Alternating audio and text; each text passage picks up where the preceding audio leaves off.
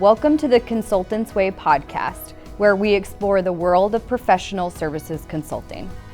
Hosted by Dean McMann and Anthony Paluska, each episode delivers expert insights, real-world stories, and interviews with top consultants to help you refine your consulting skills. Thanks for joining us today. We're very excited to have Brian Freeman with us. Brian, why don't you tell us a little bit about your background?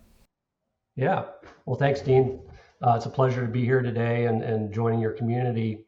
So I've been doing professional services and consulting for, almost 25 years now. I'm currently the Vice President of Professional Services at Zywave, which is a SaaS InsurTech company. And I've done SaaS professional services for about the last 10 years. Prior to that, I was doing Big Four consulting for 12 to 13 years. So I've seen a lot over that almost 25 years, and excited to join you today and hopefully share some things that the broader community can take advantage of. Yeah, thanks, Brian. And it's great experience that I think can provide a lot of perspective on a wide range of topics. I know today the specific topic we've been going back and forth on in advance is you have a perspective on, right, what are some of the keys to drive profitability in a professional services business, especially as the market landscape is changing and all the other factors that are taking place right now. So maybe you could get us started with kind of your overarching statement or thoughts there, and then we'll dive into some of the details. Yeah, happy to do that. So I think when you look back, right, about 2 or so years ago, the landscape really shifted from a landscape of hypergrowth to now focusing on profitable growth. And as that landscape shifted, I think you'll see a greater spotlight being shown on professional services organizations as a key contributor to driving profitable growth. And really that has changed the role that I sit in, the role that all my peers sit in across the industry of what we have to focus in on day to day. And it's really provided us the ability to focus on running a business inside a business, which is, to me, one of the most exciting things about leading a professional services team. But now you have to exercise a lot of different skills, right, to do that effectively. And I think, as we think about that spotlight being shown on professional services, what it means is taking a professional services business and getting it to that break-even point, even a slightly profitable point. And that requires a lot of skills of a professional services leader, but also a lot of alignment internally at the executive level, at the level of your peers, cross-functionally, et cetera.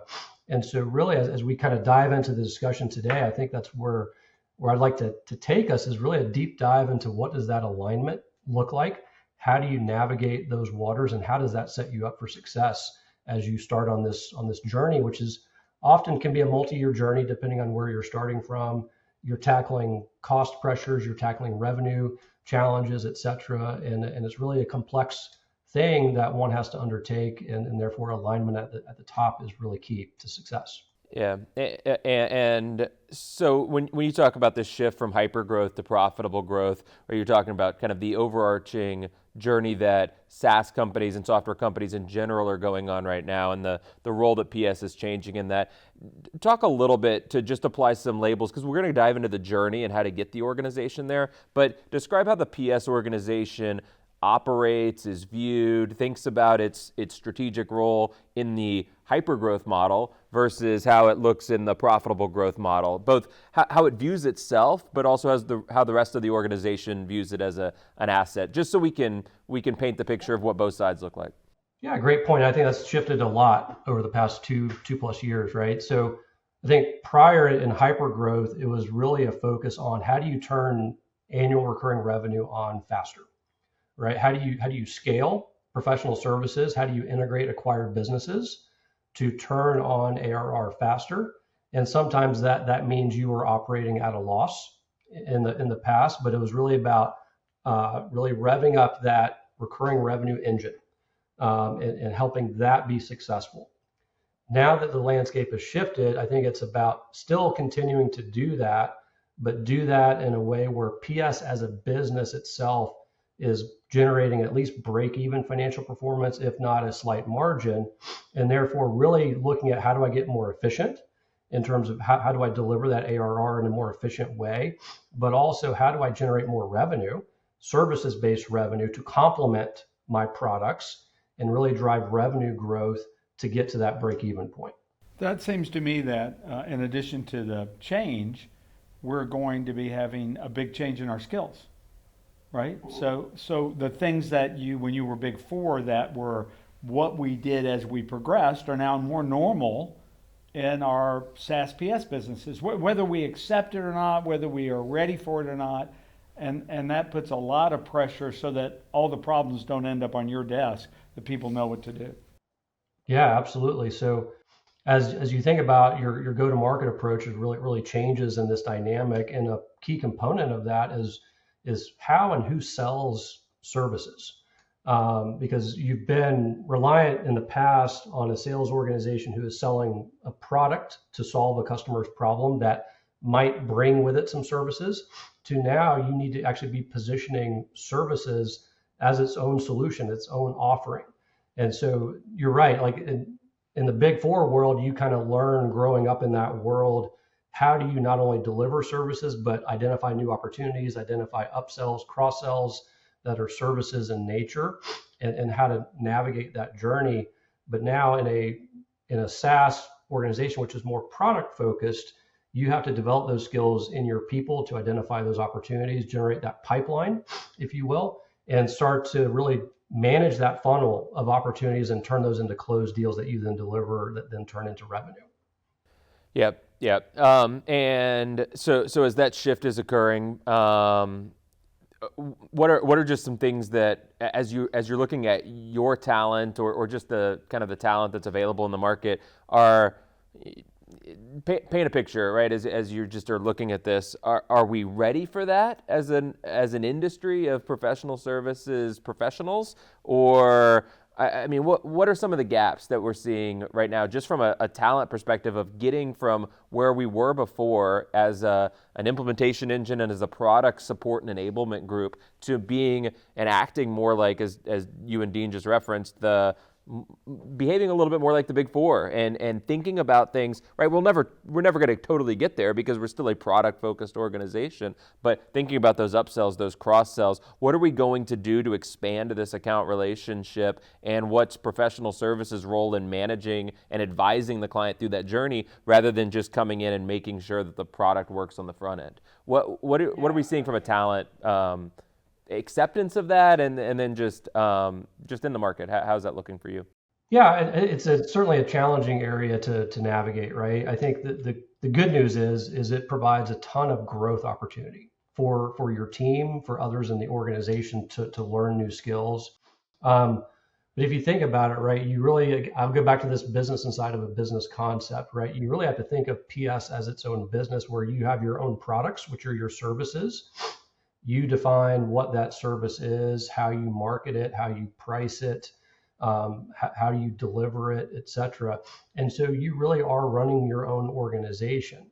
I think the good news also is for professional services leaders, you can tap into skills across your organization to help you navigate this. So, for example, if your services engineering capability isn't as strong as you want it to be, tap into your product team. Your product management team is experts on evaluating new ideas. What is the market viability of that idea? How many customers are likely to take advantage of that? And is that something we should invest in? Tap into them for their expertise, their frameworks, their process, et cetera. If you struggle with understanding the financial accounting of services, tap into your controller and learn from them. So I think there's many resources that one can tap into to navigate this. You just have to identify your weak spots, if you will, and be willing to reach into those parts of your organization, either internally or externally, to kind of help guide you through it. But there's a lot of help out there. You just have to be willing to go ask for it. You know, we obviously are extremely passionate about the human development side of it because of where we come from and what we're investing in, as you and I've talked about. But let's move to alignment. I find it fascinating to work the alignment problem because everybody else in the organization doesn't understand what you do and why you do it. Yeah, I think it's very true, right? I think people still look back at it and say, oh, you implement the software. That's what you do. That's why you manage projects, right? And we all know and software implements itself. So. Yeah, exactly. And that's certainly still a big component of what my team does and what many PS teams do. But it's really broadened out. And so I think, for me, alignment on a journey to getting the financial performance to break even or profitable really starts at the top, right? If you don't have buy-in from your CEO, your CFO, and other C-level executives, you're not going to succeed. You can't do this in a vacuum, right? This is a cross-functional problem in any SaaS organization where you need cross-functional support and alignment. So to me, it starts there. And then I think it gets in, you got to get to the details of alignment, right? So you can't just align on, yes, let's make PS profitable, right? That's probably going to be fairly easy for people to say, yeah, that sounds like a great idea, right? The devil's in the details. The devil of the details is in the how do you get there? How do you achieve that? What are you asking your team to do? What are you asking sales to do? What are you asking marketing to do? What are you asking product to do, et cetera, et cetera? And you have to continuously pressure test that alignment with the how you're going to drive achievement of the ultimate goal, and then set up leading and lagging indicators to measure how you're doing and drive continuous accountability toward achievement of that goal. And so really, I think it's critical, right? The start is so important to this around what kind of alignment you have. Does it start at the top, and how do you get to that detailed level of alignment and drive continuous accountability through the journey? Because it's a multi-year process, most likely. And you're going to have disagreements in other functions of the organization that you're going to be asking them to do something. They're not going to like it. And ultimately, you got to navigate that. You got to solve it. And sometimes that requires, people above you to support you in your goals. Yeah, I want to dive into the tactics and the detail and how we measure that. But you're talking about conflict there.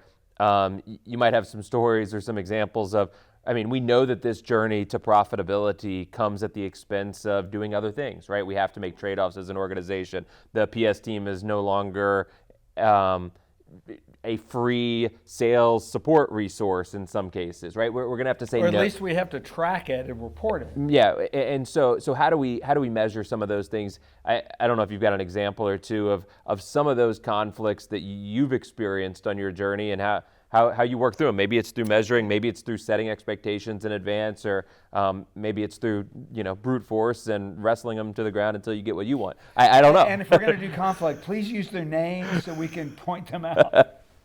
No, but yeah, just general tactics to overcome that, because those trade-offs are, they're real, and we can buy, to your point, we can buy into the concept of we want to be more profitable, but that comes at the expense of doing other things that the organization has likely grown to expect. Yeah, and so I think first you have to put a price tag on those things that what's the opportunity cost, basically, right? So I'm delivering X amount of services that's not generating any revenue, and instead of doing that, I could be doing this, which would drive Y amount of revenue for the organization and take us a step forward. And maybe it's not about stopping to do that right away. It's about establishing a pathway to where you can stop doing that. Like how do you get out of that part of your business or that service that you're providing, and either turn it into something that's generating revenue or stop doing it over time. You can automate it, you can make it self-serve. There's plenty of options depending on the situation, but it starts with quantification, right, of the opportunity cost, I think. The other thing I would stress is, right, when we were in kind of growth at all costs mode, rapid growth, we all, including myself, made decisions back then in that world that now I'm going to go back and revisit, right? So don't assume that the decisions you made 3-5 years ago still hold water in today's environment. And so I made decisions a while ago to do things at a lower cost or maybe no cost that now I need to go back and revisit cross-functionally and say, in the world we're living in now, do we need to alter course here? And again, it comes back to, well, what's the cost of it? what's the upside of changing our mindset on this, and using your relationships within the organization to hopefully navigate that and come to a reasonable solution that works for you and the rest of the org and your customers too. Has it affected pricing? Because that's one of the areas that obviously can help with profitability. Yeah, I mean, I think pricing is always on the table, right? And hopefully leaders like myself and others out there are continuously reevaluating pricing, right? Evaluating against industry benchmarks in terms of rates, evaluating as best you can profitability at a project level, at a product level, to say, hey, my pricing just doesn't work here anymore because maybe I've increased my scope, but I haven't adjusted price, and I need to go back and look at that. Or maybe I have delivered greater efficiency in my process, and maybe I can now lower price to make it more attractive. I'm sorry. I that's a word I've never heard, and I'm a little nauseous. Lowering price, no. Yeah, but I mean, I think because we're always like, right. The great thing about PS teams, they're always about continuous improvement, right? They generally have a culture of that, and so you're always trying to improve tooling, improve process to drive efficiency in how you deliver. And so I think there sometimes are opportunities to lower price, which ultimately allows you to book more at the end of the day, because it allows you to bring more deals in, right? And it creates less friction in the sales process if you can do that and still maintain a healthy margin. Yeah, and in this case, we're talking about less activities, therefore lower price, not lowering our margin. Exactly. Per hour. Yes. So yeah, that's very good. Yep. As you went through this journey, I mean, you mentioned measurement and KPIs earlier. What are some of the key metrics that you relied on to measure the improvement, or to even to communicate out to your peers and your leaders the progress that we're making against these goals? Are there a couple that you regularly relied upon? Yeah, so I think, when you think of your financial measurements, I mean, it all kind of starts with a P&L, right? So I think one of the parts of this journey is to really work with your finance team to align on a clear P&L. Sounds easier than it actually is. It actually can be quite complex. And again, details matter, right? Mapping this services product is getting accounted for this way, therefore it shows up in my P&L or doesn't, right? So get aligned on that first, and then you can start to think about kind of leading and lagging indicators of how you're progressing, right? So leading indicators in terms of services sales, aka bookings, and are you on a monthly basis? Are you hitting your budget? If you don't have a services bookings budget, you need one to measure against. And then how does those bookings translate to revenue as another leading indicator? And then in terms of lagging indicator, measuring margin or profit on a monthly basis. And really for that margin one, I try to focus on the trend line, because again, it's probably a multi-year journey to get to that break-even point. But is that trend line pointing up and to the right? And if it is, you can celebrate that momentum each and every month with your team, with your executive team, and call out, oh, we set a new record for our margin this month. And that can be an exciting, mobilizing thing for your team to hear, and the executive team, the sales team, et cetera, to show the progress you're making along this journey. Yeah, let's two questions on that. On the services bookings one, you talked earlier, and I agree with, as we shift from the growth at all cost mindset to the profitability mindset, services owns more of their own responsibility of business development and those sorts of things. When you say services bookings, are you looking at bookings that were generated by the services team, or at the very least, are you splitting that out to say what are the sales generated services bookings versus the services or the professional services generated services bookings? Did you look at it at that level to measure a transition from only relying on the sales organization to maybe relying a little bit more on us owning our own destiny and generating our own opportunities?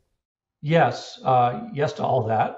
So I think it's important to be able to measure those separately. The other thing I would add to that is the ability to think about attached services sales. So when you're attaching a services sale to a software sale versus like a standalone services sale that might be like an add-on, multiple years into the relationship with the customer. It might be a standalone sale of just a services agreement.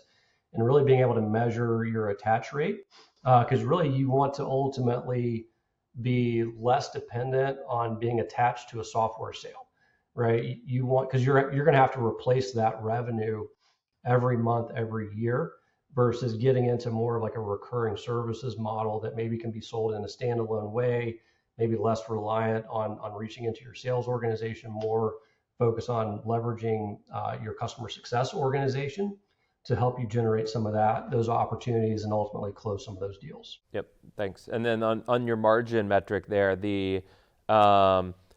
you're looking at overall business margin, professional services business margin, or project level margin. I'm sure there's a bit of all of the above, but how do you view those differently in terms of some of the key steps that need to happen, right? We talked some of the business margin elements earlier, which were things that we're doing internally to help the overall business that are for free. Let's document those. Let's communicate about those. There's some of that, but there's also project things like pricing and that sort of thing. How do you overruns? Yeah. How do you view those two things differently, and do you place more weight on one versus the other as you're looking at this transition? Yeah, I think you have to ultimately be able to do both. Certainly, the aggregate view of margin is important for how you run the business, how you report out progress, right? The more detailed you can get on margin, whether it's kind of subsets of your business or even getting down to project level margin, allows you to uncover themes that are either very profitable or very unprofitable, right? And so the more detailed you can get into that, you can generate hypotheses and then improvement actions that you can take, whether it's pricing, we need to drive efficiency in our processes, we have revenue leakage, we're not billing for everything we should be billing for. The more detailed you can get, the more you can uncover stuff like that. So you need to do both, certainly. And project level profitability can be challenging depending on your data, your systems, et cetera. So I think there's a third component of this, which is you can often talk to your teams and uncover great hypotheses that are probably pretty accurate, right, about what's driving profitability or unprofitability.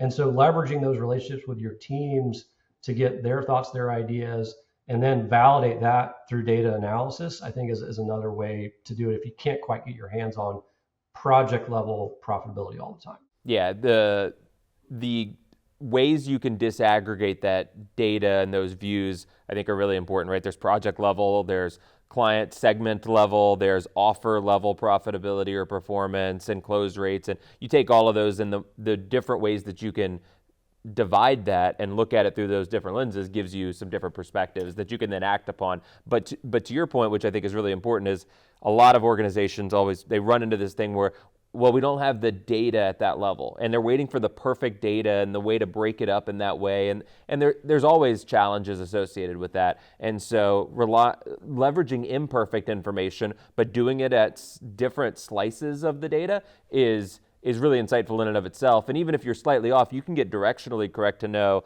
this offer has a profitability problem, or this segment we have longer than expected close times or lead times for whatever those things are. If you organize the business like that, imperfect data is still great and very helpful. Yeah, great point. So if I think of my P&L, right, I have the aggregate P&L, and then I have it broken down by 3 different offers today. And that allows me to say, oh, this offer is highly profitable. This offer, we're in the negative margin area, therefore dive into that. And then we start piecing together project level profitability for that offer itself and talk to our teams, generate ideas. The other thing I like to say is, look, I would rather try something and have it not move the needle than to be stuck in analysis paralysis mode for months on end. So at least you're generating hypotheses, you're trying things, you're learning as you try those hypotheses out. And often, even if it doesn't move the needle financially, it might move the needle from a customer experience perspective or drive other improvements in the business that are still meaningful at the end of the day. This has been just super. And I would like to, after today, get back together and begin to take this. It's so meaty and informative. So as we begin to wrap up today, what are a couple of takeaways you'd want us to do for the entire community to understand to kind of let's put you with the hat of someone who's breaking the ground and educating us on the journey. What's a couple of things? Yeah, I mean, I'll give you three kind of thoughts to kind of take away from this. So one is, I think executive alignment is key. Starts with CEO, CFO, and other C-suite, depending on how your org is structured. But it starts at the top, and you've really got to get to that, from that high level alignment to alignment on details of the how. What is the journey you're going to undergo? Who's going to do what to get you to a break even or profitable mark? Second is get ahead of leading and lagging indicators and be able to measure those effectively to drive continuous alignment on progress and accountability to achieving that progress, because you can't do this in a vacuum. You need help from your sales team, your marketing team, your product team, et cetera. And then third, I think, is really, as a leader of PS, identify where do you have knowledge gaps of running a business inside of a business, and leverage your internal help where you can, whether it's your product team, your accounting team, your marketing team. Reach into them, learn from them, leverage your external networks as well to really identify your gaps, and then you can over time bridge those gaps as you navigate the journey. Super. Just excellent. So much information. We want to thank you, and we hope to see you again soon. And any final? No, we appreciate it. And look, there's a lot more to unpack on this overarching topic, which is all the devil that is in the details of how do we make all this happen. And we unfortunately don't have all the time to cover that now, but we'll have to do that in separate sessions. You can tell how excited we were about it. So again, thanks so much, and we'll see you again soon. All right. Thanks, guys. Appreciate it. Wow, I thought that was super. One of the things we didn't touch on that I see a lot of SaaS PS people not having either the time, probably the time, but maybe the inclination. He is not working in the business. To do what he's done, he's working on the business. Yes. And that's a big thing. Not just know what to do, but allocate the time and effort. Also, he's got the benefit of working in both pure play and in SaaS, and knowing what he expects from his people. Mm-hmm. Yeah, he certainly is focused on solving the direction and the strategy of the business itself, and you have to have the time to do that. A couple of the other things he brought up that they are beginning to become recurring themes of our top performers that we're talking to in this space is this concept of we need to get the data, and we need to measure the data to manage the organization through this change, because we are a business inside the business. All the other functions you've got product development, and you have sales, and you have all of these different groups that are disaggregated. Professional services, all of that is crammed into one, and you're having to work all of those different pieces within a single function, and it's not as well understood as we would want it to be. Yeah, everybody else lives in a vertical in their function. silo. Yeah. And then you're across, and you're customer focused, and it's an exciting time, a much better time, I think, than during the land rush, if you will, like one of our friends calls it. Where I don't care what PS does. I don't even want to meet with them. Yeah, just get the product in, and move on. So now it's an exciting time because we can build real businesses in businesses. That's right. Yeah. So no, I think his insights were very valuable there. I think he gave us some practical things on how he looks at measuring a couple of key metrics, right? You can boil the ocean on trying to track 30 different things that are part of your transformation, and that becomes dilutive to the overall story that you're telling. And the concept of, we've seen it so many times. It's I don't have the perfect data around that, but we know that piece of information is really helpful to track and manage and measure throughout this whole process. So use imperfect information and come up with creative ways to get data at a level that can actually be actionable and solve the perfection of that later. Yeah, just move forward. Right. Well, it's been wonderful, super time, and I'm sure we'll see him back. Yes. Thank you, Brian.